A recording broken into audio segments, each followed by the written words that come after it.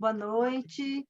Hoje, dia 14 de junho de 2023, estamos na nossa 10ª aula do curso de Freud e Lacan, e hoje vamos tratar da teoria dos 4 discursos e da linguística, com o professor Geraldino. Os textos base são o Seminário 17 do Lacan, capítulos 1 e 2, o seminário que se chama O Avesso da Psicanálise, e o livro do professor Geraldino, das 12 lições de Freud e Lacan, capítulos 2 e 3, para registro.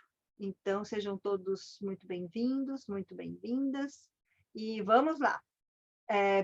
Estamos gravando, quem permanece na gravação dá o seu consentimento para tal. Professor Geraldino, a palavra é sua. Beleza. Então, gente, é uma boa hora da gente pensar nessas teorias dos discursos. Nós estamos assistindo a hoje um fenômeno mundial com relação aos discursos, que é o chamado discurso do fake news, ou das fake news. Isso é mais ou menos novo, né? Pelo menos na intensidade que está hoje, que invade a política, invade a televisão, invade a mídia. Então, isso é novo. E a gente fica perguntando, mas de onde vem isso? Para que serve isso, né? Acho que é pouco tempo ainda para a gente chegar a alguma conclusão do para que serve isso. Certamente tem alguma coisa a ver com alguma ideologia aí, né, que veio e que hoje está muito clara, que é mais intensa do lado da direita, do pessoal que tem uma cultura de direita.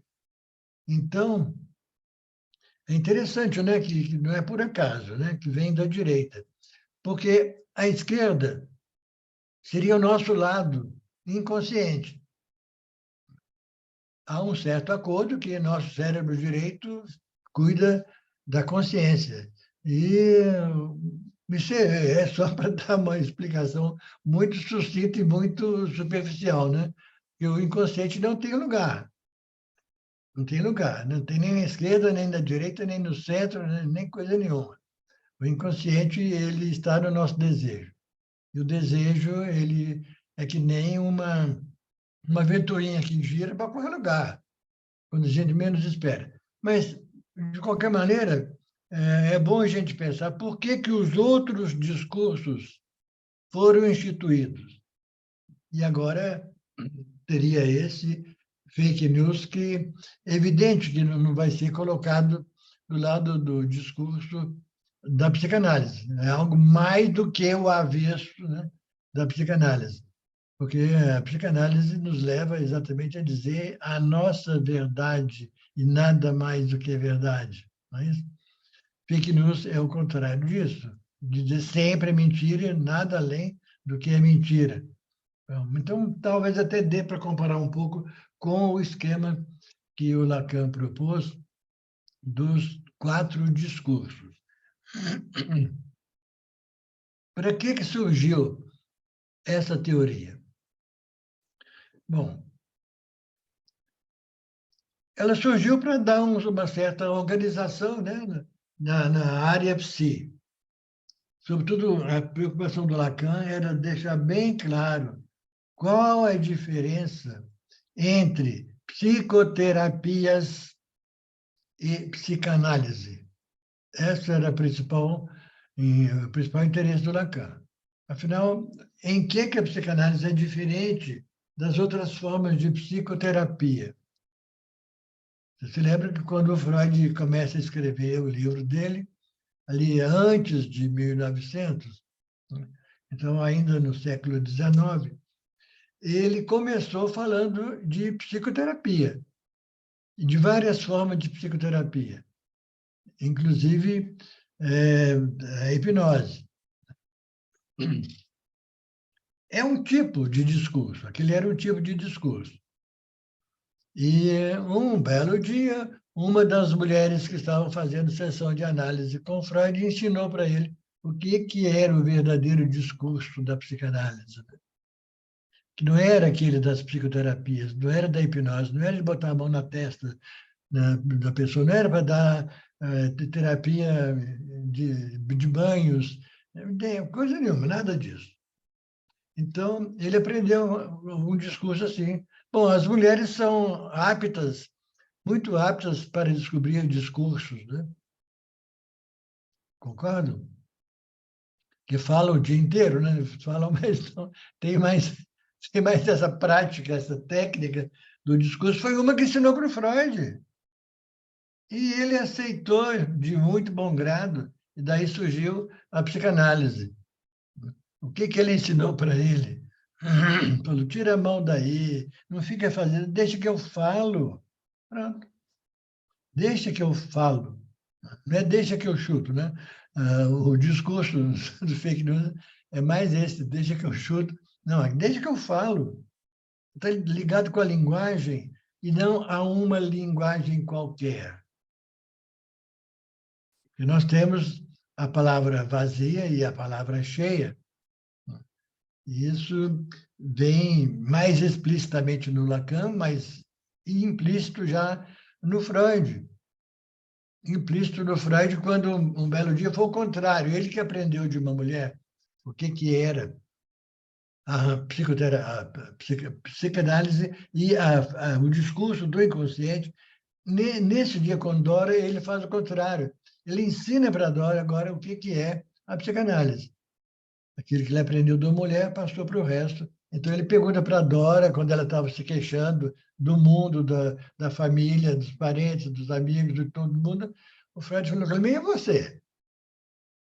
Onde é que você está nisso? Qual é a sua? Qual é a sua? Então, é essa linguagem do inconsciente. O que vem do seu desejo? Diante dessas coisas que você está falando, tem algum desejo aí ou não? Sempre tem, é lógico, né? Mas a gente não sabe. Então, o Freud também não sabia. Aí devolvia a palavra nesse sentido, fale você. E a grande divergência entre esses discursos psi vem por aí. Quem fala? A palavra é vazia ou a palavra é plena? A palavra é vazia, como essa que nós estamos falando aqui agora, é uma palavra vazia, não no sentido que ela não serve para nada, mas no sentido de que nós não estamos nos colocando nesse discurso.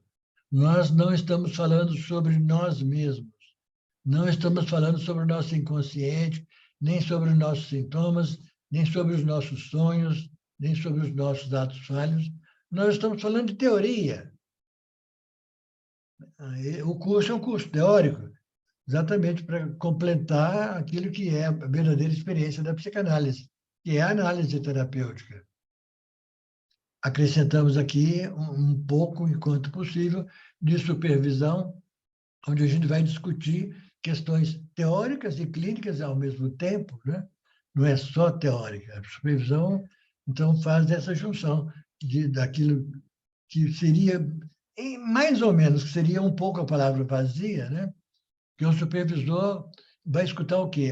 Supervisionando, não está falando dele mesmo diretamente. Embora, como analista, como intérprete, como testemunha, tudo que ele escuta lá, tudo que ele vê, acaba sendo também acervo dele mesmo. Mas ali, na supervisão, ele fala do paciente, né? Eventualmente fala dele um pouco, como é que ele interveio, o que ele fez, o que ele não fez, mas ali, da parte do supervisor, podemos dizer, é mais uma palavra mais vazia, porque não é dele que ele está falando. Ele está falando de outra coisa que ele está interpretando, mas a palavra que veio lá do paciente, que passou por um analista, que passou para outro analista na supervisão, o início, a primeira palavra, é esperado que seja plena. Isto é, aquilo foi coisa escutada no consultório ou aqui na telinha, quando a gente usa ela como um ponto de referência, né? Análise online. Então, isso vem do próprio paciente, essa palavra pode ser, muito mais facilmente, pode ser plena.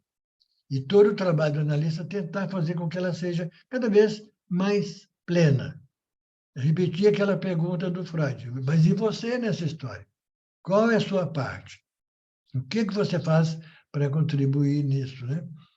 Então, embora, mesmo na psicanálise, haja momentos em que a palavra fica vazia mesmo, que a pessoa não consegue, não é que ela não quer entrar, ela não consegue falar de si mesma. Ela está tentando dar um giro em torno do fantasma, que é o grande elemento aí da palavra plena, né? Mas ela não consegue expressar aquilo, ou porque não vem palavras, ou porque não vem lembranças, ou porque não vem coragem, ela está recalcada. Mas o papel do analista vai ser exatamente isso que o Freud fez com Dora. Vamos ver. E você nisso aí? Então, bom, estou dando assim uma introdução bem leve, né, para a gente ir articulando um pouquinho a coisa. Mas vamos lá, então, 4 discursos.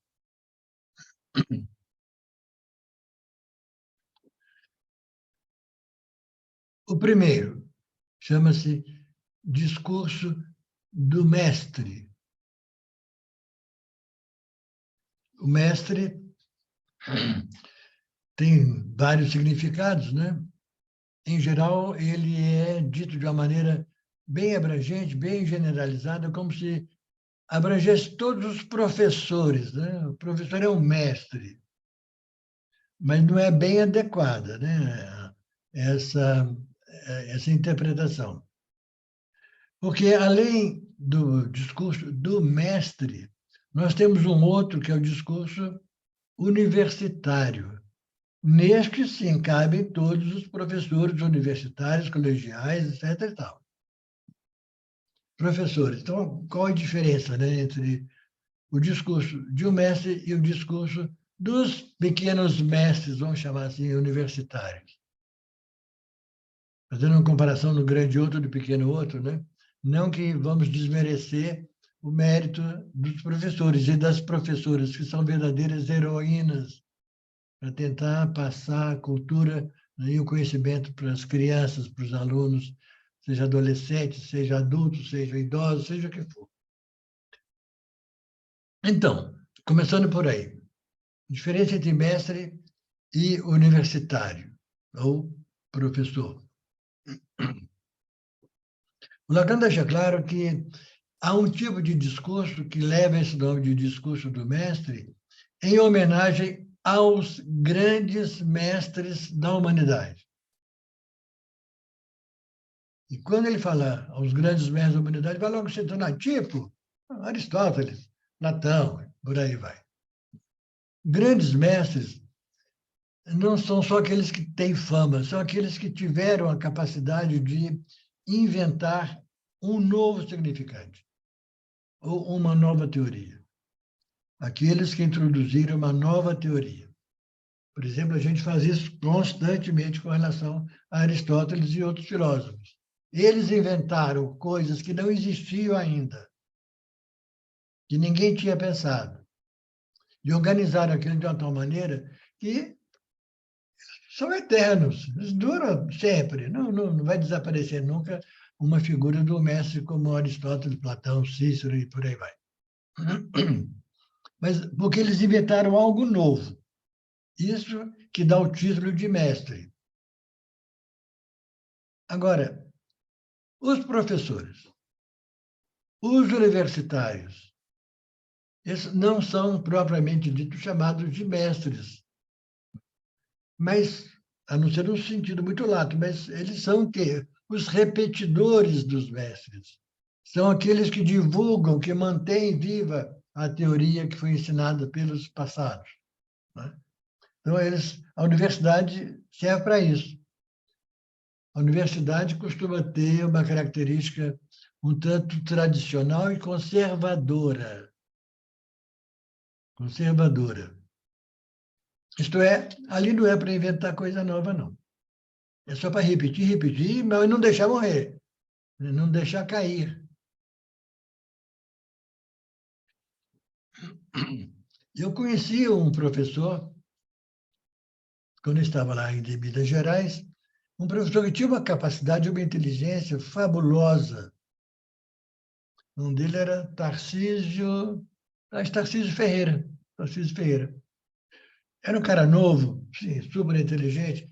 Bom, esse sujeito foi escolhido para fundar, sabe o quê? A Universidade Nacional de Brasília. Ela não existia na época ainda. Ele foi o primeiro diretor, foi o fundador. Era uma coisa maravilhosa. A Universidade de Brasília já nasceu brilhando como ninguém nunca podia imaginar.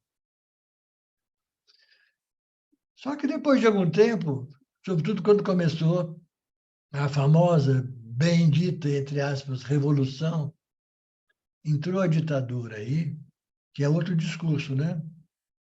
Já vamos falar dele, não é muito diferente desse que nós estávamos falando há pouco. Não.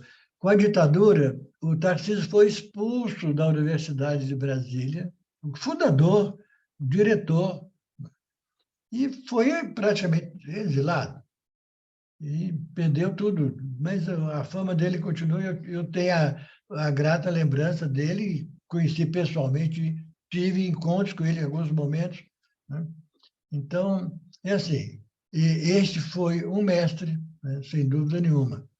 Todos os outros que vieram depois dele, até quem o substituiu, bom, foi alguém colocado pela ditadura, vocês podem imaginar que patente que tinha de general, major e coisas do tipo aí para cima, né? Mas nada muito além disso, né? Então, um mestre foi substituído por professores.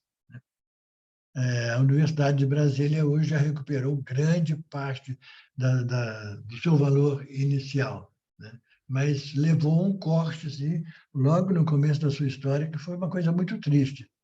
Como é que tantos professores perderam as suas cadeiras porque incomodavam, porque faziam pensar, porque eram mestres, tinham coisas novas para apresentar. Bom, então, esse é o conceito de mestre como o Lacan propõe. Para nós, por exemplo, aqui na psicanálise, certamente que podemos destacar alguns mestres. Ninguém vai negar, por exemplo, ao Freud a qualidade de mestre. Quanta novidade ele descobriu. Tudo que nós estamos estudando aqui durante anos, talvez a vida inteira, não existia antes dele. Foi tudo criado, do nada, da cabeça dele, daquela simplicidade dele, daquela humildade dele, mas daquela observação arguta do discurso dos outros, da fala das pessoas e de si mesmo, e das suas próprias criações inconscientes, de suas próprias formações do inconsciente, né? Sonho, ato falho, sintomas, etc. Então, podemos dizer, sem dúvida nenhuma, Freud é um mestre. Aliás, a gente costuma se referir a ele como também a Lacan, outro mestre. A gente vê quanta novidade o Lacan veio trazer, apesar de tudo que o Freud já tinha inventado. É possível ir sempre mais além, mas sempre criando coisas novas. O Lacan acrescentou muita coisa nova na psicanálise, que não é necessariamente contrário ao Freud nem à psicanálise em si. É um avanço. Tem algumas ideias, alguns conceitos que a gente pode discordar, tanto no Freud como no Lacan, como em qualquer mestre, no Aristóteles, no Platão, sempre a gente pode discordar. Eu, às vezes, saliento bem isso também, alguma crítica, né? Porque exatamente o que vai acontecendo no surgimento de um novo mestre é porque chegou à conclusão que o mestre anterior não era assim tão perfeito. Não tinha dito muito bem uma verdade que se sustente. Ou pode sustentar durante algum tempo, depois ela perde o seu valor. Tem outros que não perdem nunca o seu valor. Então, esses que não perdem nunca os seus valores são, sem dúvida, chamados os mestres, em oposição ao discurso universitário. Tanto assim é que a universidade só apareceu no mundo muito tempo depois desses primeiros mestres aí do pensamento humano, que são os filósofos. Não tinha universidade. na época do Aristóteles e companhia. Eles se reuniam lá nas esquinas, nas praças, iam falando, iam dando aulas ao ar livre. Mas o Aristóteles tem um apelido, né, de peripatético. Ele é da escola da peripatética. O que é peripatético? É aquele que dá aula no meio da rua, nas praças, como hoje a psicanálise está fazendo atendimentos peripatéticos, né? Na rua. Cada um chama lá uma pessoa, senta na cadeira e fala.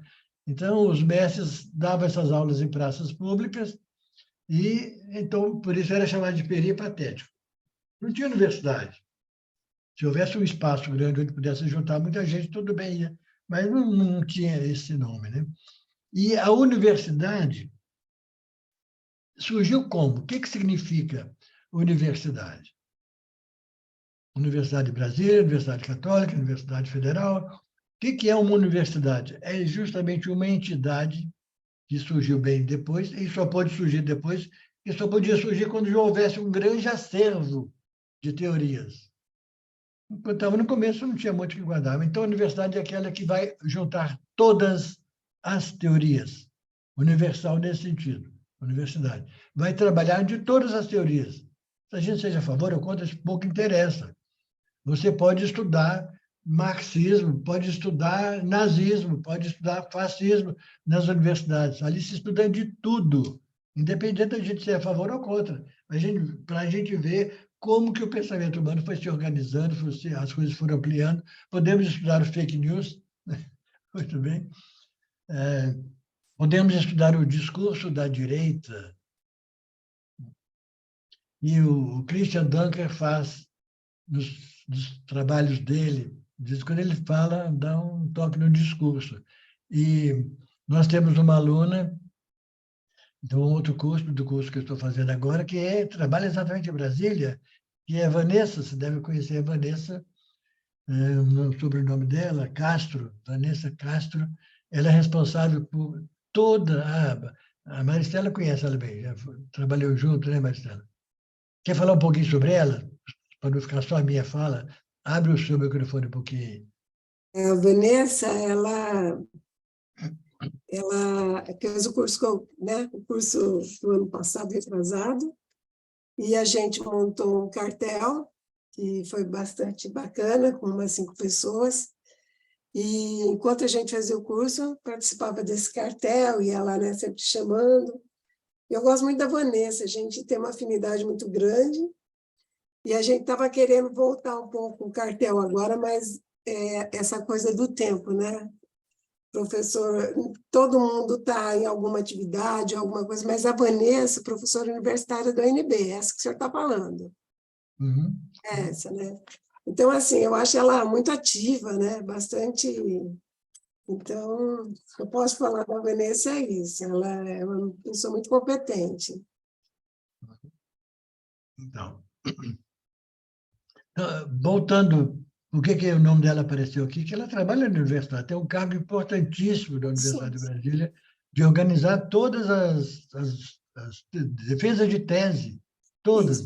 Imagina a quantidade disso que tem em Brasília, né? Então, ela faz lá exatamente uma função que a universidade pede que seja feita, abrir-se a tudo, todo tipo de pensamento, todo tipo de teoria, todo tipo de tese, todo estudo que visa conservar o discurso dos mestres. Isso. A universidade significa isso, todos têm direito de aparecer lá e de falar o que bem entender. Só é muito recomendável que não apareça por lá nem a polícia, nem o exército. Lá que não é lugar para isso, não é lugar para aprender ninguém, é para aprender, não é para aprender. Enfim, em geral, as universidades são respeitadas. Mais ou menos, né?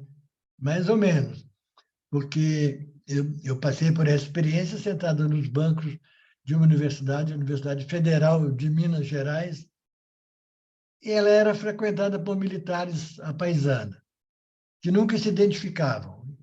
Nas salas de aula, a gente via alguém que ficava sentado ali, não tinha livro, não tinha caderno, não anotava nada, né? E ficava anos e anos frequentando a universidade, sem se formar.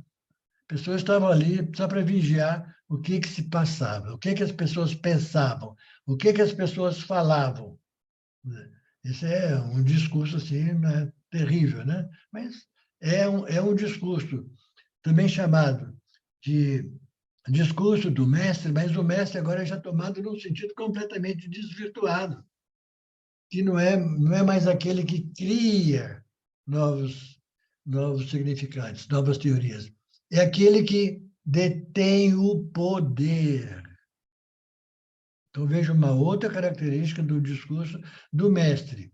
É quem cria uma coisa nova, ou então quem chega lá e impõe à força as suas teorias. Então, aqui nessa universidade, vamos trabalhar só assim, só pode falar disso, não pode falar, não pode ter discussão de gênero, não pode ter discussão política, não pode ter nada. Isso é força, isso é impor alguma coisa contra a universidade, contra o ensino. Mas é um discurso chamado também do mestre nesse sentido. Então, vai ficando claro que, com o tempo, esse discurso do mestre mudou um pouco, né, o seu enfoque, e hoje a gente fala mais, para resumir o que é o discurso do mestre, a gente fala o discurso da objetividade. É aquilo que trata de coisas objetivas, tipo científicas, tipo confirmadas. Então, você vai lá e prova com A mais B, prova no laboratório. Isso é um discurso do mestre. O discurso da medicina. O discurso da medicina é isso. É uma suposição de que ali se sabe a respeito das doenças todas, ali se sabe métodos de cura. É claro que entre essas ciências sobre da saúde, né, certamente é mais avançada, é mais evoluída, é mais útil, né? Mas não necessariamente ela tem essa certeza que seria um mestre. A gente vê a medicina muitas vezes passando apertado, como foi na época da pandemia, da última pandemia do Covid.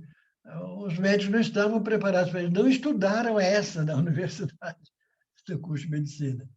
Estudaram outras, mas as pandemias não avisam quando é que elas vão chegar e não como é que elas são. As pessoas têm que ir lá descobrir, aí sim fazer um verdadeiro trabalho de mestre para descobrir que pandemia é essa, quais seriam os remédios, como combater. Então, o conceito de mestre vai mudando uma hora, como sendo uma coisa muito bonita de descoberta, de invenção, e até chegar naquele que, ao saber de alguma coisa, adquire um poder. Então, esse poder que é o discurso da objetividade. Como você olha, é assim. Agora aparece de tudo, né? Que poder é esse? Então, alguém se julga no poder de dizer que, para combater a Covid-19, você tem que tomar a vacina adequada para isso? Como a Helena bem salientava aí nas suas características também de mestre biológica, da biologia, que sabe da coisa, né? Tudo bem, então, a gente viu aí coisas estúpidas ditas em nome da ciência, né? Que dois grupos praticamente dominaram o mundo inteiro, daqueles que eram favoráveis ou são favoráveis à vacinação orientada, né, pela Organização Mundial da Saúde, que é grande autoridade, que é o pessoal que pensa seriamente, que busca. Não quer dizer que eles sabem tudo, mas pelo menos se esforçam e vão dar o melhor que tem. E a evolução aí dessa pandemia, nós vivemos agora, mostrou isso. No começo, estava tudo meio desorientado, mas aos poucos a Organização Mundial de Saúde, aos poucos, e em pouco tempo, diga-se de passagem, né, que nos descobre o remédio, uma vacina assim, de uma hora para outra. E com muita rapidez conseguiram uma vacina, foi o que salvou, acredito, a humanidade. Se não houvesse isso, sabe-se lá o que ia acontecer, né? Quantas pessoas deixaram de morrer por causa disso. Mas, ao mesmo tempo, apareceram outros ditos mestres, outros supostos mestres, que falaram que não, que o remédio era cloroquina, e tudo bem, né? É isso que ainda está, alguém estava comentando, né? Ainda tem gente dizendo que a vacina matou mais do que salvou. É possível uma coisa dessa. Geraldino, Oi. O mestre Olavo de Carvalho, por exemplo, né? Filósofo, grande filósofo, né? É. Que Deus Bom, não tem. oi? Alguém falou alguma coisa? Exatamente, Helena, que Deus não Eu tem. falei Ah, que o Olavo de Carvalho foi um símbolo e foi uma síntese dessa apologia à boçalidade. Então, sim. o Dunker e o Caetano Veloso processaram ele e ganharam. Ah, é mesmo? Não sabia disso. Foi. Legal. Teve uma batalha judicial, ele morreu endividado. Com o Dunker e com o Caetano, que era uma grana cada processo, Que a mas sorte, essa questão de o que diferencia a Organização Mundial da Saúde de outras organizações é que o mote é fazer política com base em achados científicos. E o isso. Brasil entrou na contramão mundial de fazer política com base no WhatsApp da tia Gagá. Inclusive, a sorte Tô, dele foi que ele tô de, morreu, né, Helena? Porque era tanto processo em cima dele que a sorte dele, eu acredito que foi essa. É, mas foi mais sorte nossa, viu? Sorte teve uma assim, né, que a questão. gente fala, mas... E eu tenho amigos no Rio de Janeiro que contam que, durante bastante tempo, uma amiga reunia pessoas na casa dela para fazer um almoço e tal, com leitura de horóscopo. Quem fazia a leitura de horóscopo? Olavo de Carvalho, para ganhar uns trocados, porque ele era um pé rapado de primeira. E ele descobriu um filão da pseudociência e embarcou nisso, e fez dinheiro, e não sei o quê, mas assim, acho que a lição que esse cara deixou foi do poder das fake news travestidas de ciência. Vejam, né, como a coisa é complicada, né? O que é a ciência? E o poder que ela dá, é claro, ela dá um poder, mesmo sendo uma ciência falsa, né? Tem gente que enriquece com isso. Quando as pessoas se fingem de médicos e de médicas e ganham dinheiro, por aí vai. Então, esse conceito de mestre, no bom sentido, do criador, né, de novas teorias, se junta e fica praticamente nivelado com o conceito desse mestre de fake news. Né? Ganha-se muito com a fake news também. Mas é assim que a coisa acontece. Então, o conceito vai se diluindo de uma tal maneira que ele pode significar qualquer coisa, né? O sujeito é um mestre do karatê. Bom, o que é mestre do karatê? Né? Enfim, mas para ver como a coisa não é tão simples de pensar, é que o budismo usa muito o conceito de mestre, o mestre budista, que não tem absolutamente nada a ver com essa ideia de mestre, daquele que sabe, que tem poder, que manda. O mestre budista não manda nada, nada, nada. E é nisso que ele é mestre. A sabedoria dele é essa, que é exatamente igual aqui no nosso caso ao poder, né, suposto do analista, porque esse poder não é do analista. Vocês devem ter ouvido falar num texto belíssimo do Lacan, que se chama A Direção da Cura e os Princípios do Seu Poder. Nós que trabalhamos com a cura, com a psicanálise, então, nós dirigimos essa cura, de certa maneira, dirigimos como? Para o método não diretivo. Dirigimos pelo não diretivo. Mas nós temos os princípios do poder. Mas nós quem? Não somos nós, analistas. Isso não é pessoal para cada um de nós. O poder que está aí nessa atividade é o poder da palavra. Foi aquilo que o Freud aprendeu com aquela paciente. Deixa eu falar. E aí, então, ele estabeleceu o que é a psicanálise? É a cura pela palavra. O poder está na palavra. Se a gente souber trabalhar isso, né? E uma das grandes contribuições do Lacan foi exatamente nessa linha. Vamos estudar linguística. Isso é fundamental, isso é importante para nós que somos analistas. Trabalhamos com a palavra. O Freud foi um grande linguista. A ciência nem era chamada assim naquela época, não existia linguística. A linguística começou na mesma época que o Freud começou a fazer a teoria da psicanálise. Mas as duas nunca se encontraram, infelizmente. Mas o Freud já se antecipou, ele não precisou estudar linguística. Ele sacou tudo isso da cabeça dele. Razão porque ele merece ter o nome de mestre. Então, porque ele inventou alguma coisa nova. Na interpretação do sonho, bom, daqui a pouco eu vou falar um pouco sobre linguística, vou destacar mais isso. Tem muitas citações às palavras, à linguística, à língua, bom, por aí vai. Mas voltando aqui ao budismo. Totalmente oposto a toda essa teoria do poder, né, de um discurso que vai como que massacrar as pessoas, vai obrigar as pessoas, vai recalcar as pessoas, vai proibir as pessoas, vai assujeitar. Muito ao contrário disso, o discurso budista é um discurso que consegue praticamente esse efeito, mas do lado contrário. Isto é, para eles, o mestre é aquele que exatamente não sabe nada a respeito dos outros, né? Então, quando qualquer discípulo zen budista chega para o mestre e o chama de mestre, mas não é nesse sentido do poder. O mestre ali é aquele que não sabe nada, né? Nem tem conhecimento universitário, não sabe nada do outro, a respeito do outro. Então, o discípulo pede ao mestre, como é que eu faço para ser feliz? Ele pode responder qualquer coisa assim, e hoje eu vi 2 passarinhos voando aqui em cima do telhado.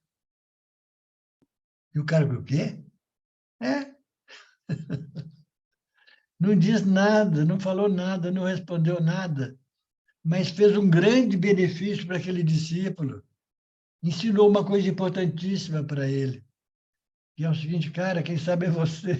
Não vem me perguntar, não. A mesma coisa que o analista faz. Os pacientes também perguntam, aliás, vão lá para isso. Perguntar para a gente, qual é a solução dos meus problemas? Olha, eu tenho isso, estou esperando, eu já estou sofrendo. Quero que você me fale. Fala rápido, não demora muito, não. Então, o analista, nesse ponto, ele pode ser chamado mestre no sentido do mestre zen. E eu vou repetir mais uma vez aqui, que eu gosto de falar sobre isso, né? No primeiro seminário do Lacan, seminário 1, no primeiro capítulo do seminário 1, logo nos primeiros parágrafos do seminário 1, ele compara o analista com o mestre zen, simplesmente. Ele falou, aquilo que o mestre zen faz com seus discípulos, isto é, devolver para eles a pergunta, a busca da questão, assim o analista também faz, só devolve. Não acrescenta nada de novo. Portanto, nesse ponto, não poderia ser chamado mestre. Mestre como é o mestre da filosofia, da ciência, da força, da medicina, da religião, né? De tudo isso, da universidade. Não é nesse sentido. Aqui agora é um mestre que não é mestre. Mas, olha que coisa curiosa, né? O Lacan ele tem umas sacadas. O Lacan inventou um conceito interessantíssimo que se chama o significante mestre, do S1. S1 é o significante mestre. Mas um significante só não ensina nada, né? Não chega a ser nem uma palavra só, não diz nada, é um significante. Mas esse S1, que é chamado de significante mestre, ele dá origem a uma sequência discursiva, a um discurso onde aparece o S2, S3, S4, S5, isto é, associação livre. As palavras vão se juntando, e é nesse agrupamento das palavras que elas têm o seu poder de cura. É porque, ao trabalhar com essas palavras, que são resultado de quê? De algo que foi recalcado. A coisa foi recalcada, a gente põe a palavra no lugar. Tira-se a coisa, põe-se a palavra. A palavra representa a coisa. Então, se a gente quer conhecer a coisa, tem que pegar as palavras de volta, fazer uma sequência nelas, de modo a produzir um novo sentido, aí esse sentido vai sair da gente mesmo, não é do outro que vai dizer para a gente o que a gente é. Né? Bom, então, vou dizer o seguinte, que desde a origem do pensamento humano, a gente não sabe exatamente qual foi o ano, qual foi o dia, mas desde que há o ser humano na Terra, pensa-se. E esse pensamento foi sendo, aos poucos, organizado em teoria. A primeira teoria é chamada filosofia. Filó ou filia. Filia significa amor. E sofia é sabedoria, amor da sabedoria. Amor do saber. Amor de quê? Da teoria, das teorias. A filosofia começou assim, cada filósofo criou uma teoria diferente da outra. Vão se complementando uma a outra. Muitas nem sempre se encaixam muito bem, mas vamos localizar de novo aí um ponto assim, definitivo nessa história, que é o Aristóteles. O Aristóteles ficou famoso por ter criado as regras da lógica. O que é lógica? São palavras, logos. Ele criou as regras do logos, da palavra, e fez lá uma série de coisas, os chamados silogismos. Silogismo, o que significa isso? Esse prefixo si é sim, sim com N, né? Não sim com M. Sim é que significa com, como simpatia. No caso, simpatia é com M, mas é por causa do P que atrai o M. Né? Sintonia, aí já é com N, né? Sintonia. É um tom, uma melodia que vem junto. Então, silogismo é o seguinte, a sabedoria, essa sabedoria que a filosofia tenta implantar, ela só acontece com palavras. Freud chegou à mesma conclusão, né? Alguns milênios, 2,5 milênios depois. Mas só que agora é outra visão disso que eles chamam de palavra. Não é a mesma palavra do Aristóteles. A palavra do Aristóteles era a palavra consciente, era um discurso consciente, era um discurso filosófico, onde se trabalha com a cabeça, onde se trabalha com simplesmente bom, aquilo que é o conteúdo manifesto lá para o Freud. Isso para o Freud é só o conteúdo manifesto, e esse conteúdo manifesto não é o mais importante. O mais importante é o conteúdo latente, é o significado inconsciente que está ali. Bom, isso exigiu um percurso enorme, de 2,5 milênios ou um pouco mais, até para chegar no Freud. Mas começou a ser lá no Aristóteles. Então, Aristóteles começou a discutir a questão do discurso. O discurso filosófico é esse mesmo discurso que nós estamos falando. É um discurso também do poder, que tem a sabedoria da poder. Pessoas sábias, muito eruditas, que estudaram muito, ganham a vida com isso, com o discurso, com as palavras. Isso vale, isso tem um preço. Portanto, isso indica um poder adquirido ao usar as palavras de maneira tal ou qual. Muito bem. Mas é curioso que já no tempo do Aristóteles, enquanto ele ainda estava vivo, começou a aparecer um outro grupo, aparentemente de fake news, mas não era, não. Ali era verdade também. Mas só que era uma maneira diferente de pensar aquilo que Aristóteles propunha como lógica. Que a lógica do Aristóteles é a lógica simplesmente da consciência. Tudo bem, muito bem feito, mas primitivo demais para aquilo que nós sabemos hoje. Então, começaram a aparecer uns filósofos chamados de sofistas, que produziam sofismas, enquanto Aristóteles produzia silogismos. Então, qual é a diferença? Né? O silogismo seria considerado um raciocínio correto, certo, válido, infalível. É aquela famosa frase de Aristóteles, o melhor silogismo dele. Todo homem é mortal. Isso não tem dúvida, a experiência da vida mostra isso. Nunca ninguém escapou à morte quando chegou num determinado momento que o prazo de validade expirou, né? Ele vai embora. Não tem como. Todo homem é mortal.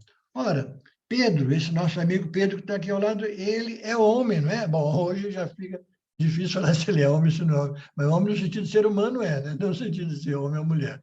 Isso aí hoje não dá mais para falar. Mas que é ser humano é. Pedro é homem. Logo, qual é a consequência? Qual é a conclusão? Ele é mortal, já que é homem, e uma característica do homem é ser mortal. Então, isso é o silogismo, que se ele for feito dentro das regras que Aristóteles propôs, não tem erro, não dá para concluir outra coisa diferente. Isso é obrigatório. Então, seria uma ciência filosófica, vamos dizer assim. Né? Mas começaram a surgir outros filósofos que discordaram de Aristóteles. E falaram, não é bem assim, não. Não é bem assim, não.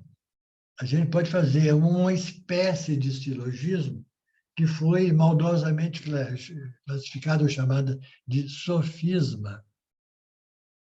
Sofisma também é a palavra que vem de Sofia, né? Sabedoria. É uma sabedoria, assim, meia bandeira, né? Meio mastro. E é claro que o Aristóteles não gostou nem um pouco. Né? Porque além de ser uma coisa engraçada, curiosa, bem-humorada, desmentia a teoria de Aristóteles. Na teoria de Aristóteles, a conclusão era lógica e imutável, inquestionável, porque estava enquadrada dentro de determinadas regras. Se você seguisse aquelas determinadas regras que Aristóteles propôs, não tem erro a conclusão. Mas a questão que eles fizeram foi o seguinte: por que só essas regras? Por que não outras? Então, criaram o sofisma, que eu sempre costumo também repetir o mesmo, que é muito interessante a gente pensar. Um sofisma que vem lá desde sempre, da época de Aristóteles. O cara fala assim, a premissa universal, a premissa primeira, todo cão late. Pode haver um outro que não lata, mas que não lata, mas ele tem capacidade de latir. Todo cão pode latir. Então, vamos fazer a frase assim, todo cão late. Se ele não latir, cutuca ele que ele vai dar uma latida boa para a gente aí. Então, tá aceito isso, ninguém duvida. A segunda premissa é uma afirmação, né? Uma frase, raciocínio. Diz assim, ora, a constelação é cão. Existe uma constelação chamada cão. Então, a constelação é cão, tem a forma de cão. Conclusão. Então, a constelação late, como qualquer cachorro. Né? Claro que todo mundo vai, mas não é verdade. Não é verdade por quê? Porque a regra fundamental do silogismo é que as palavras sejam todas unívocas. Elas têm que significar sempre a mesma coisa nas três frases. Na conclusão, na maior e na menor. Se houver uma palavra que é equívoca, e aí já introduziram uma grande questão muito importante, muito interessante, que é tudo para a psicanálise. Porque o Aristóteles achava que tem palavras que são exclusivamente unívocas. Não. Então, ele falava assim, A é A, B é B. A não pode ser B. Tudo bem, mas aí, essas palavras são usadas univocamente. Isso é, o A, os dois As e os dois Bs significam exatamente a mesma coisa. Mas, na nossa linguagem, não é assim que funciona. As palavras todas que nós utilizamos podem ter mais de um significado. É o que se chama na linguística de polissemia, muitas modalidades de sentidos. Toda palavra é polissêmica.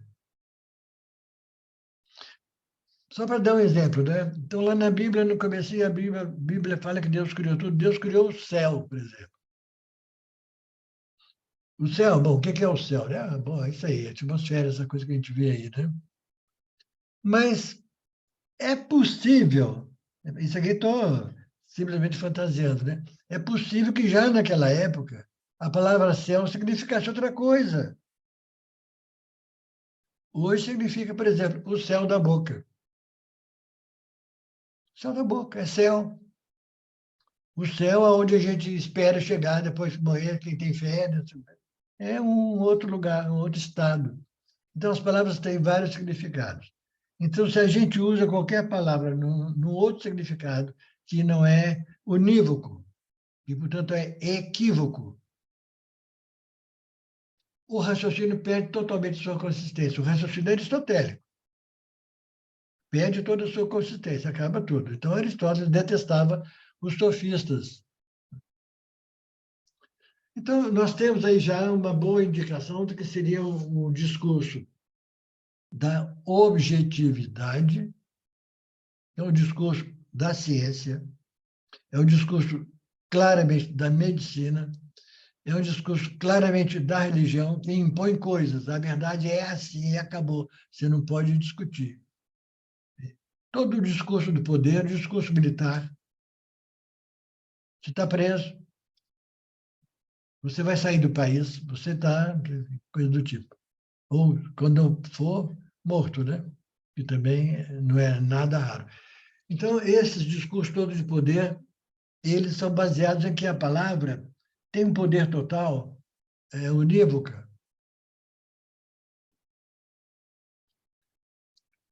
Por exemplo, aquela famosa música que o Chico Buarque canta, né? Cálice, cálice. Cálice pode ser do verbo calar.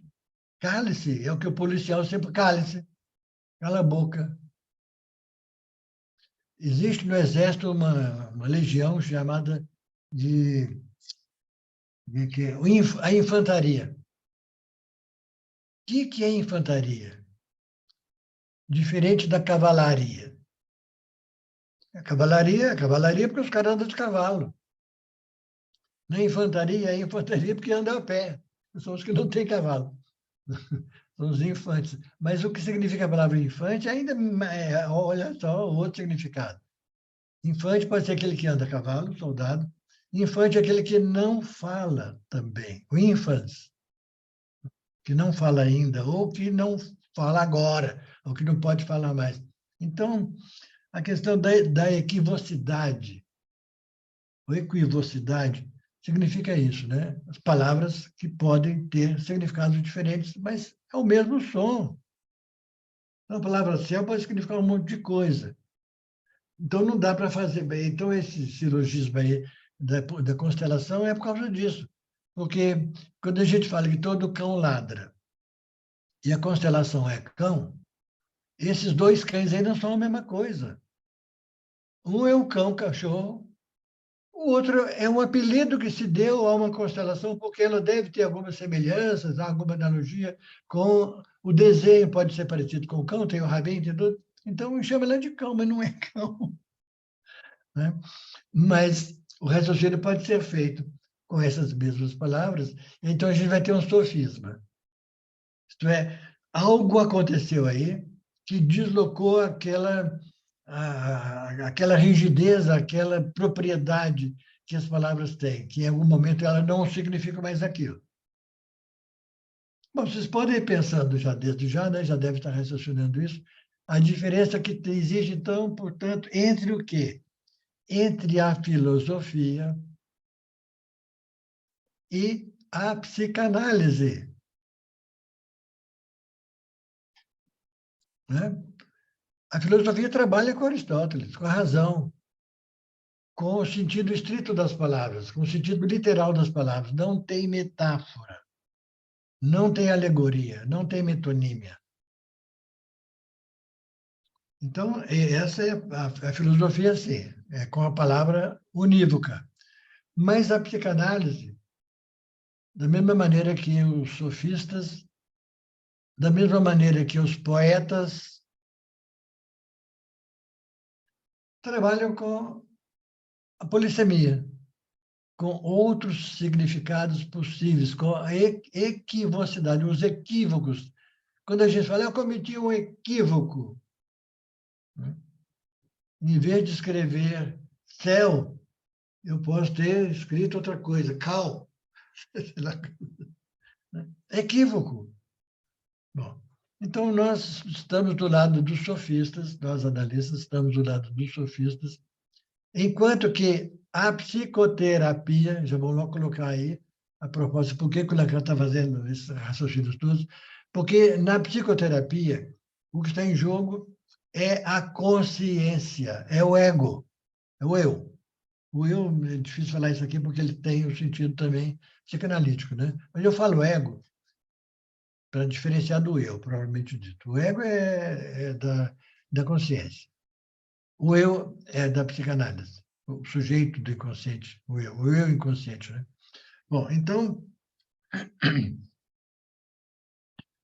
quando Lacan escreveu o seminário, que está aí incluído na leitura desse nosso encontro de hoje, que é o avesso da psicanálise. O título do seminário 17 é o avesso da psicanálise. Bom, o que é o avesso? É o lado contrário. Se a gente veste uma roupa do lado avesso, pode até enganar algumas pessoas, mas alguém vai dizer, ih, cara, você virou do outro lado. Ao contrário. Então, o avesso da psicanálise, título desse seminário do Lacan, significa o seguinte, que a psicanálise é o avesso da medicina. A psicanálise é o avesso da medicina, não tem nada a ver com a medicina, que a medicina se julga o grande poder de todos os tempos. É a profissão mais poderosa, o poder dos médicos, até de salvar ou matar uma pessoa, né, dentro dos conformes. É claro que a grande maioria tenta salvar as pessoas, é lógico, né? Mas ela tem poder também sobre a morte, né? E acha que tem esse poder, quando de fato é só na fantasia. Mas, então, a medicina é exatamente o oposto da psicanálise. Medicina inclui, claro, a psiquiatria, todos os ramos aí. Mas quando o Freud escreveu um texto importantíssimo que se chama como é que é a psicologia leiga? Análise leiga. Análise leiga. Foi um texto que o Freud escreveu exatamente como uma defesa jurídica num julgamento que foi feito contra um psicanalista que não era médico na época, Theodor Hayek. Ele não era médico, era um bom psicanalista, amigo do Freud, e um dia alguém denunciou ele, porque na Áustria ninguém podia fazer nenhum tratamento, nenhuma forma de tratamento, se não tivesse o diploma de médico. Então abriu-se um processo contra ele. Ele estava contra a lei. E o Freud foi chamado para defender, ou se ofereceu, não lembro mais bem, mas defendeu escrevendo esse livro. A questão da análise leiga. O analista pode ser leigo, sim. Pode ser leigo, isto é, não precisa ser médico. Alguns países exigem que seja pelo menos psicólogo. No Brasil não se exige que seja nada, nenhum nem outro, embora algumas instituições de psicanálise, isso é outra coisa. Algumas instituições de psicanálise podem exigir que seja psicólogo ou qualquer outra coisa. Então, esse tema, né, dos 4 discursos, comecei até agora, bom, já falei de todos praticamente, mas nomeei mais diretamente o discurso da objetividade, que é o discurso do mestre e universitário. O universitário inclui tudo, né? Tudo que se ensina na universidade está incluído no discurso universitário. Então, tem curso de medicina, curso de engenharia, curso de enfermagem, curso de seja lá o que for. Tudo que é ensinado em universidade tenta ensinar o que a objetividade das coisas, maneiras de você aprender, fazer algo prático para trabalhar e para sobreviver, tal, tal, tal. Ou então simplesmente de gozar da poesia, do romantismo, da música, seja do que for, da arte, né? Mas é universitário ou é do mestre, são discursos de poder. São aqueles que falam, você pode entrar na universidade e você não pode. Você não passou no vestibular, então você não vai. Estão percebendo que, como dentro da própria psicanálise ainda existem resquícios desse discurso médico, autoritário, militar, religioso. A própria IPA, instituição, a Associação Psicanalítica Internacional, ela usa o sistema de seleção dos psicanalistas, que é o chamado de uma análise didática. Não tem coisa mais clara que é objetividade do que a didática. A didática ensina o que está certo e está errado. Os professores vão se preparar para dar aula, tem que saber como é que dá certo dar aula, como é que não pode dar aula, como é que você faz o currículo, como é que não se faz o currículo, como é que se faz uma prova, como é que se dá nota, como é que avalia. É tudo regras. Portanto, objetivas. Tem nada a ver com o que a psicanálise propõe.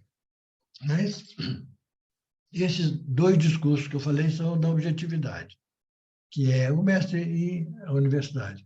Mas tem mais dois outros discursos que são os que nos interessam. É aí que a gente tem que chegar. Os discursos da subjetividade. Tem mais dois, então. Que é o discurso histérico e o discurso do analista.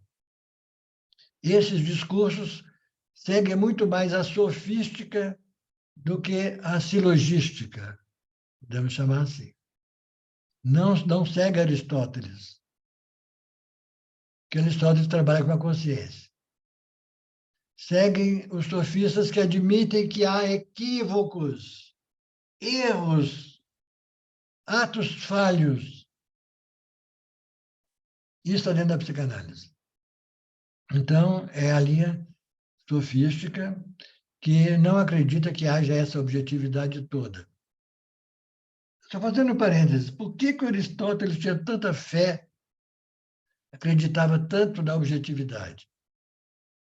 Porque ele achava, ele tinha certeza, equivocadamente, ele tinha certeza que os nossos sentidos não nos enganam.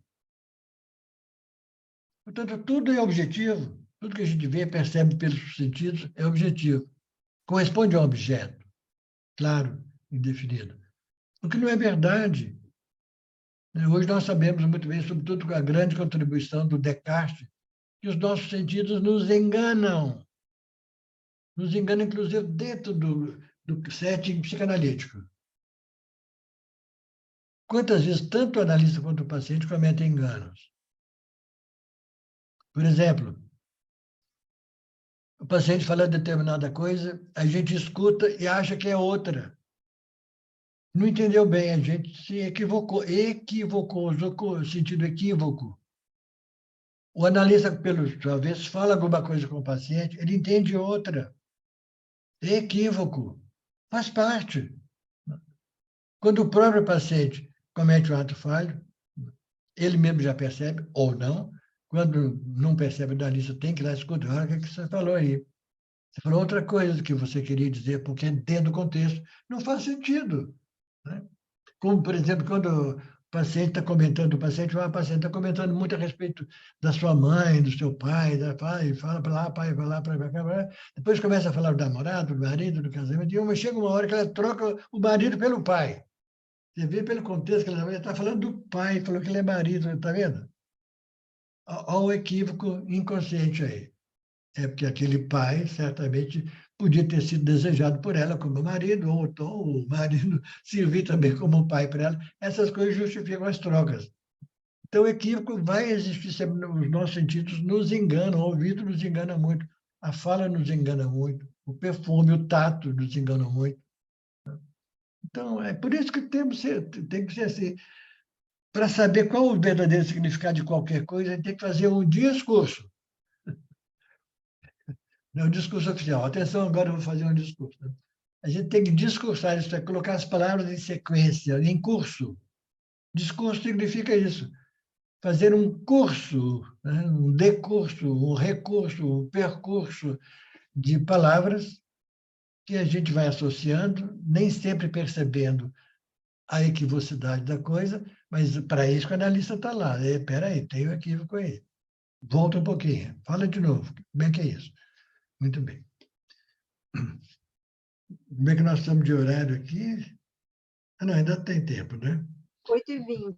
A gente vai fazer a supervisão a partir das 9, né? Das 11, não, das 9, né? De 11. De 11. Das 9. Olha como a percepção engana. Eu falei De 9, juro por Deus. 11. Eu achei um pouco exagerado. Tudo bem que eu tenha desejo de psicanálise, mas... Tudo bem. Está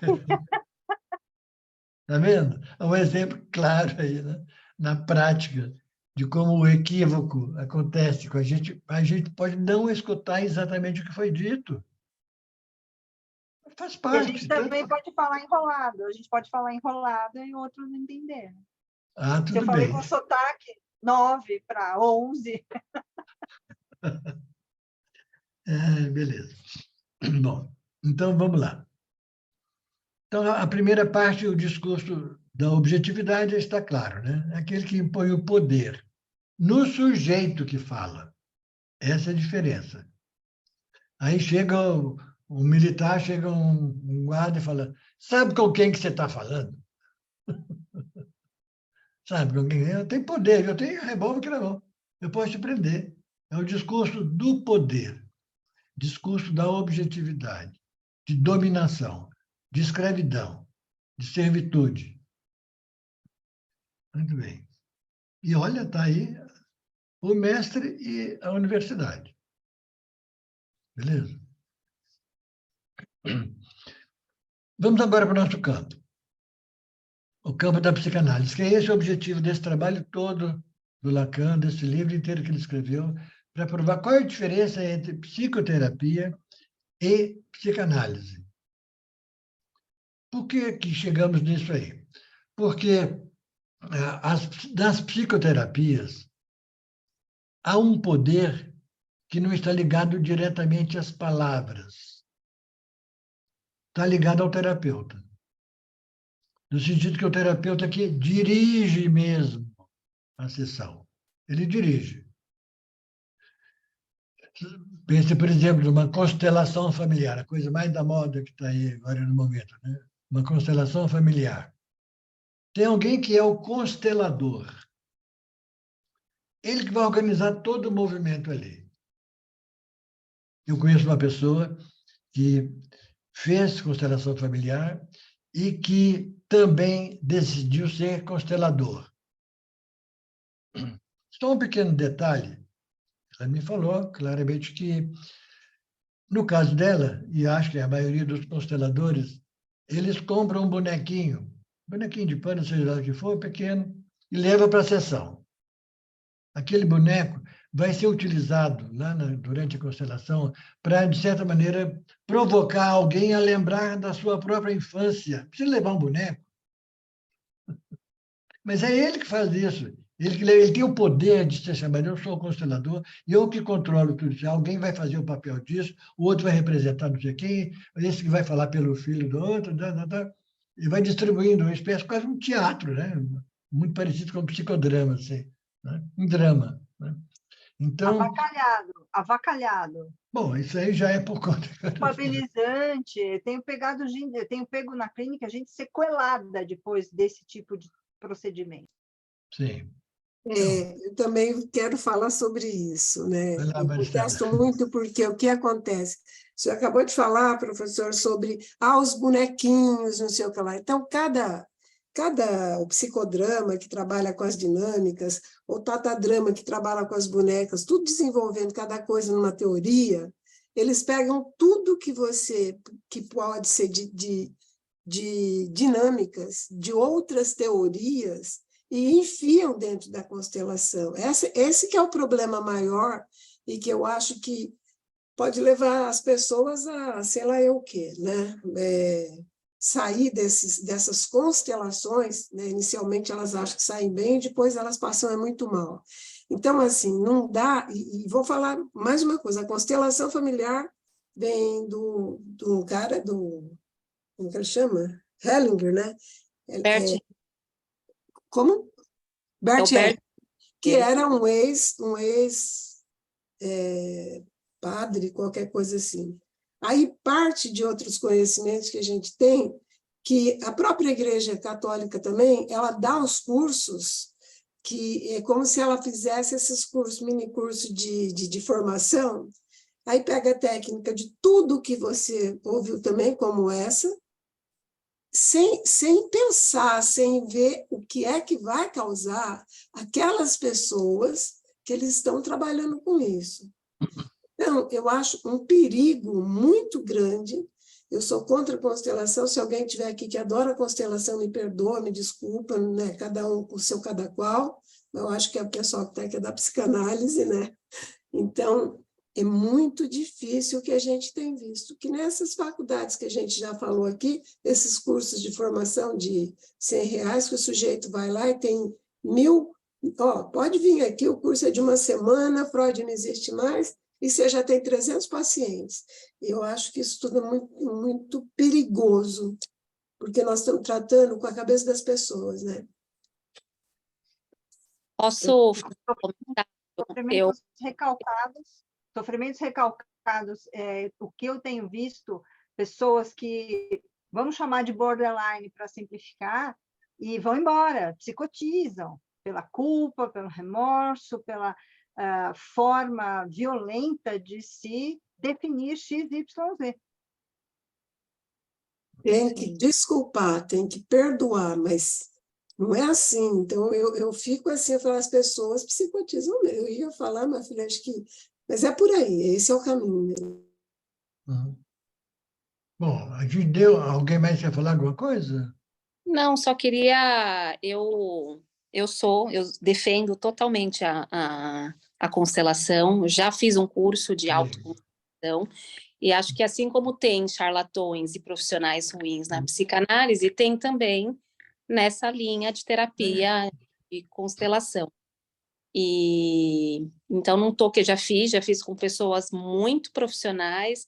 Claro, a gente aqui está defendendo a psicanálise, eu acho que misturar as coisas não é legal, mas acho muito válida. Só quis comentar porque acho que tem uma base, e se você faz com pessoas, bons profissionais, eu acho sim que tem um grande efeito. E aí, para fazer com bons profissionais, não é simplesmente chegar, mandar informação, porque é totalmente sistêmico, né, e envolve energia, é muito diferente do que o que a gente está falando aqui. Mas se você faz com um profissional que é consciente, que é bom, ele não vai te deixar na mão com a informação ali que lhe é revelada, né, de alguma forma. Só isso. Eu só venho muito assim falar sobre isso porque eu sou psicodramatista também, né? Uma das primeiras formações que eu tenho é o psicodrama. E quando se começou a constelação e todo mundo falou, é o psicodrama. Não, não é psicodrama. Psicodrama não é isso. Eu conheço, né, psicólogos também que atuam, que fazem, mas ainda assim o CRP não reconhece a constelação como uma teoria, né? Então, eu fico por aí. Bom, gente, vou tentar articular essas questões que estão sendo levantadas, que é o seguinte: esse seminário todo do Lacan é para definir qual é a diferença entre psicoterapia e psicanálise. Com isso, ele não está dizendo que a psicoterapia não presta no cérebro, não funciona, não. Muitas pessoas tiram muito bom proveito de várias formas de terapia. Tiram. Depende. A questão de qual é o poder, né, de uma técnica dessas, como se trata de algo que tem a ver com a subjetividade da gente, aí que vem a diferença. com a nossa subjetividade, a gente pode acreditar em qualquer tipo de coisa. E se acredita, ela pode funcionar. As práticas espíritas que se fazem nos terrenos de espiritismo curam muita gente. Acontece muita mudança lá. A questão é saber mesmo qual é a causa dessa. Bom, sabe-se lá. Né? Primeiro, a pessoa acreditar. E isso faz parte da psicanálise também. Precisa acreditar na psicanálise. Se não acredita na psicanálise, não adianta ir lá também. Vai perder seu tempo. Mas se a pessoa confia na honestidade do profissional que está lá. De fato, quem faz psicoterapia ou psicanálise é o próprio sujeito, é o paciente, não é o terapeuta. Então, você podia, aqui tem o terapeuta que é infalível, tudo dele está certo. Não, a infalibilidade não está por aí, né? Não é na pessoa do analista nem do terapeuta. É na transferência que acontece ali. Seja analítica, a psicanálise trabalha com o conceito de transferência exatamente por isso. Porque a gente acredita que, se não houver essa transferência, que transferência é essa? De uma suposição de saber da pessoa, do analista. Se a pessoa não acredita que ele sabe que ele é qualificado para isso, não vai acontecer nada. Mas se ele acreditar, pode acontecer. Nem que seja por autossugestão. A autossugestão é o que mais cura a maioria desses encontros terapêuticos. Mas o ponto, eu acho, não é bem isso, não. Acho que a Camila faz muito bem de levantar essa questão. Claro que existem terapeutas sérios, confiáveis, né? Como existem também psicanalistas, alguns que se nomeiam como tais, que não merecem, de forma alguma, e que fazem coisas assim do arco da velha, né? Para dizer uma expressão mais popular. Então, eu acho que a gente tem que focar no seguinte: qual é o ponto de diferença desses discursos? É essa a questão que o Lacan levantou aí nesse seminário. Bom, do primeiro grupo para o segundo já ficou bem claro. Quer dizer, o discurso do poder, o discurso da objetividade é o avesso do discurso da subjetividade. Pronto, já fizemos aqui uma separação, metade foi para um lado e metade foi para o outro. O discurso do poder é aquilo que as pessoas impõem: eu bando, eu faço, tem que fazer isso, assim, assado, tal. Faz juízos de valor, que inclui, inclusive, repito, inclusive, algumas instituições da própria psicanálise, até a oficial, que é a Associação Psicanalítica Internacional. Faz julgamento sobre as pessoas. Análise didática é isso: está certo, está errado. E é assim que se faz e é assim que não se faz. Isso não existe na psicanálise freudiana, pelo menos. Deixou bem claro que não temos que fazer nenhum juízo de valor sobre nada, respeitar o desejo das pessoas. Cada um se avenha com o seu próprio modo de valorizar as coisas. Mas a diferença está no seguinte, que a principal distância, o avesso principal da psicoterapia com relação à psicanálise é que as psicoterapias, sejam elas quais forem, as melhores que forem, elas trabalham só com a consciência, não entram no inconsciente. Não trabalham com sonhos, com atos falhos, com sintomas. Essa é a grande diferença. Então, fica um discurso que é avesso do outro. Se você trabalha com a consciência, tudo bem. Os filósofos fizeram isso durante muito tempo, muitos séculos, trabalharam com a consciência. É ótimo, é muito bom. Eu adoro filosofia, acho uma coisa maravilhosa. Né? Mas psicanálise não é filosofia. A psicanálise é mais sofisma. Eu sou mais do lado do sofisma, que é uma desconstrução de todo esse saber que significa força, poder, imposição, regra, obrigação, lei, força física, violenta, militar, religiosa, médica, seja o que for. Né? Psicoterápica, se for o caso, de pessoas que impõem. Então, o que vai diferenciar a psicanálise é que toda teoria, toda técnica, toda escuta é baseada no inconsciente. Não é nas palavras que são ditas, não é nas palavras que são faladas, mas é naquilo que as palavras sugerem, ou no tipo de conteúdo que elas têm. Aí o Freud deu um gol assim, maravilhoso, né? Conteúdo manifesto é uma coisa, conteúdo latente é outra coisa muito diferente. O conteúdo latente é aquilo que não entra na nossa fala aqui, por exemplo. Ninguém está preocupado aqui com o conteúdo latente. Nós estamos falando de conteúdo manifesto. Então, modo de pensar, modo de fazer, modo de organizar os conceitos, modo de organizar a teoria, tudo isso é manifesto. Então, a gente fala da repressão, fala do recalque, fala do complexo de Édipo. Tudo bem, isso é uma coisa, é um discurso, esse discurso que o Lacan também chamou de uma fala que não é verdadeira, uma fala vazia. Ela pode ser muito clara do ponto de vista teórico, muito certo, mas ela é vazia porque não está incluindo o nosso inconsciente aí. Nós não estamos falando de nós mesmos. Estamos falando dos livros do Freud e dos livros do Lacan. Esse é discurso universitário.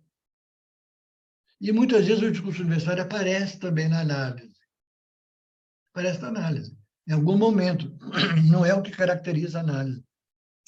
Mas, por exemplo, se um paciente chega dizendo que quer fazer análise, e faz umas perguntas daquelas que são um tanto ingênuas, mas eles têm direito de fazer qualquer pergunta, né? Alguém perguntou, doutor, chama a gente de doutor, se eu fizer análise, né, se eu for para o divã, ficar 3 anos, 4 anos aí, você acha que pode melhorar a minha vida? O que o analista vai responder? Vai responder, não, piora muito, não faça isso não, que só vai... Mas é claro que você vai trabalhar sobre si mesmo, algum proveito você vai tirar, você vai melhorar. Você quer melhorar? Se tem esse desejo de análise, ou se tem desejo de terapia, ou se tem desejo de religião, ou se tem desejo de poesia, ou se tem desejo, sei lá, de música, qualquer coisa.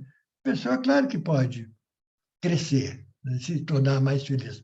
Então, mas isso é um discurso ainda que faz parte do discurso do saber, discurso universitário. Então, alguém perguntar para o analista, escuta, esse problema que eu tenho é um problema para ser trabalhado em análise? Mas isso é um discurso universitário. Nós estamos nas entrevistas preliminares. Nós estamos nas primeiras entrevistas, onde a gente vai combinar determinadas coisas, até dar instruções ao paciente que está ali pela primeira vez, até explicar algumas coisas. Alguns pedem para explicar. Escuta, eu nunca fiz análise. Como é que é a análise? Nunca fiz. Você pode me explicar a primeira sessão? Claro que você vai explicar. Dá uma grande explicação, que escuta, é só você falar. Né? Fale. Né? Mas isso é um discurso universitário. Agora, a partir do momento de começar realmente a análise, depois dessas entrevistas preliminares, a gente convidava as pessoas para o divã, que hoje não tem mais divã, mas tudo bem. Né? Então, aí o analista vai mudar completamente o seu foco da escuta, agora vai escutar outra coisa. Agora deixa esse discurso aí totalmente universitário, de informações, né? Agora vai pensar exatamente nos equívocos, onde é que estão os equívocos que essa fala pode trazer. Aí fica o resto da análise, anos e anos, dezenas de anos, escutando só o que não foi dito, ou além do que não foi dito, ou decorrente do que foi dito. Percebe? Então, a característica da psicanálise, então, passa por aí, isto é, todas as técnicas que são utilizadas, técnicas entre aspas, né? Sempre coloco aspas quando falo de técnicas, todo manejo que o analista faz na transferência e no discurso histérico que todo paciente traz. Todo paciente traz um discurso histérico, não quer dizer que seja a patologia da histeria, não é isso. É o discurso que tem essa consistência, essa característica, essa organização. É um discurso de queixa para alguém, escuta, minha vida está ruim. Como fez Dora lá com o Freud, queixou até dizer chega, até que o Freud falou, chega, o Freud não falou assim, teria dito mais ou menos, chega, escuta, e você nisso aí? Qual é a sua parte? Agora fala de você. Em vez de falar da família, né? Isso é típico da psicanálise, porque supõe que naquele discurso manifesto tem um outro discurso escondido, subjacente. Por isso que chama latente, que é um discurso do inconsciente, que a pessoa não percebe aquilo, porque ela está... Quando a gente fala no manifesto, está na consciência, mas o analista que já passou por essa experiência, que já estudou como nós estamos fazendo aqui, sabemos que tem um outro discurso lá. E onde que a gente pode pescar, fisgar esse discurso? É quando aparecem palavras com sentido equívoco, ou atos falhos, ou uma palavra que tem o mesmo som, ou que se escreve da mesma maneira. São as possibilidades de outros significados ali. Então, esse é o objetivo da psicanálise. Nenhuma outra psicoterapia, de qualquer tipo, utiliza esse método. Eu, antes de ser analista, quando eu comecei a estudar psicologia, eu comecei a estudar, bom, lá só se ensinava psicoterapia, não havia psicanálise. Ninguém falou de Freud, nem de Lacan durante os 5 anos do meu curso de psicologia. Então, eu comecei, inclusive, durante o próprio período da faculdade, já começar a praticar uma psicoterapia. Eu não tinha estudado psicanálise ainda. Eu seguia a linha do Rogers, Carl Rogers, né, que é a chamada terapia não diretiva, que eu acho das melhores, bom, essa é a opinião minha, né? E muito parecida com a psicanálise. Mas ali se falava claramente, não falamos de inconsciente, que não existe inconsciente, não trabalhamos com sonhos. Essa é a diferença entre psicanálise e psicoterapias. Então, esse é o foco principal. E por isso que o Lacan insistiu tanto, porque o Lacan chegou a esse mundo da psicanálise. E o que existia? Grande parte do mundo, a maior parte dos psicanalistas do mundo naquela época, inclusive na Europa, sobretudo nos Estados Unidos, praticavam uma psicanálise que não era psicanálise, que era chamada de psicologia do ego. Psicologia do ego. Chamar de psicanálise é muito. Então, não é nada disso. Vamos ver o que é psicanálise. Não é isso que vocês estão fazendo. Então, toda essa teoria do Lacan foi esse retorno ao Freud. Vamos voltar lá no que o Freud ensinou. Não é isso que vocês estão fazendo. Isso é psicologia, psicoterapia. Mas nem psicoterapia, é psicologia do ego que chamava. Bom, essa é a grande diferença. Por que a gente estuda tanto? As teorias da psicanálise são longas, não é que elas são difíceis, mas é um emaranhado muito grande de conceitos, porque são coisas que escapam à nossa consciência. A gente tem que buscar lá no fundo do poço. Né? Por isso tem que estudar bastante, e a nossa técnica, que vamos dizer assim, consiste em quê? Não é em falar. Nas psicoterapias, quem fala mais são os próprios psicoterapeutas. Na psicanálise, quem fala menos é o analista. E quanto menos ele falar, melhor, para não dizer bobagem.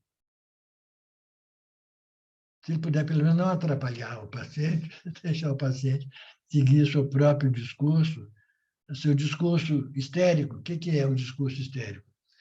É aquele discurso de qualquer pessoa, seja homem ou mulher, seja histérico de fato, ou seja obsessivo, compulsivo, fóbico, seja o que for, qualquer discurso que é levado para o psicanalista é chamado de histérico, porque ele tem características do discurso da histeria mesmo, isto é, da pessoa que vai se queixar. Chega lá e começa a se queixar. Mas é o seguinte, olha, eu tenho um vizinho, eu tenho uma tia, eu tenho um avô, eu tenho um pai, eu tenho a mãe, eu tenho um professor, é tudo muito ruim. É queixa, queixa, queixa, uma atrás da outra, né? E o analista está só escutando, ele não vai fazer juízo, não vai dizer, você está certo, você está errado, não, deixa para lá. Até que, em algum momento, que ele vai poder fazer aquilo que o Freud propôs. Tudo bem. Você conhece tudo isso, você vive tudo isso. Qual é a sua participação nisso? É um chute, assim, de puxar o pé do sujeito. Né? Qual é a sua participação? No seu inconsciente, o que significa isso? Deixa essa coisa de lá, está fora de você, mas dentro de você. O que isso reverbera? O que isso provoca? O que isso sugere para você? Então, o discurso agora é o discurso do analista, que tenta responder ao conceito do histérico. O discurso do analista vai ser esse: respeitar o desejo do outro, seja ele qual for, ideologicamente, religiosamente, militarmente, politicamente, seja o que for, familiarmente, não interessa. O analista não tem que dar palpite. Se você está certo ou se está errado. Simplesmente escuta, de certa maneira, respeitando, né? Sem fazer julgamento, E se por acaso a pessoa ficar perguntando, mas o que você acha disso? Ele não vai responder, vai ser mestre zen. Ah, passou um passarinho por ali. Claro, não vai falar assim dessa maneira. Mas não vai responder a demanda, vai responder o desejo, vai questionar, mas qual é o seu desejo para propor isso aqui, para perguntar isso? Então, é simplesmente questionar o sujeito. E não ficar explicando coisas teóricas da explicação. A psicanálise não explica nada. Até aquela frase da música, Freud explica, né? Quem que canta essa música? Freud explica. Bom, está me faltando, falhando o nome do sujeito. Não sei Isso quem é Raul Seixas, não? Seixas. Raul Seixas? Seixas. Então, isso sai da música popular. Freud explica tudo, Freud não explica, não é assim. E o analista não fica explicando nada também, não. Seria melhor ter falado, Freud escuta. O analista escuta. Mas explicar é coisa de psiquiatra, coisa de médico, é coisa de discurso do saber. Discurso do saber. Na psicanálise, o discurso não é do saber, ou, sim, podemos dizer que é discurso do saber, mas do saber não sabido. É de um outro saber, de um saber não sabido, de um saber recalcado. É um saber também que a gente, no fundo, a gente sabe, mas aquilo para vir à tona vai demorar, vai ter que fazer uma cirurgia, vai ter que pescar lá no fundo da água, né? Que é o nosso inconsciente. Muito bem. Mas eu estou achando que já deu mais ou menos o prazo, né, Helena, por aí? A gente fazer um descansozinho, né? São 15 para as 9. Acho que dá para fazer uma pausa da água e aí a gente vem. É a Lúcia que fala hoje, Lúcia?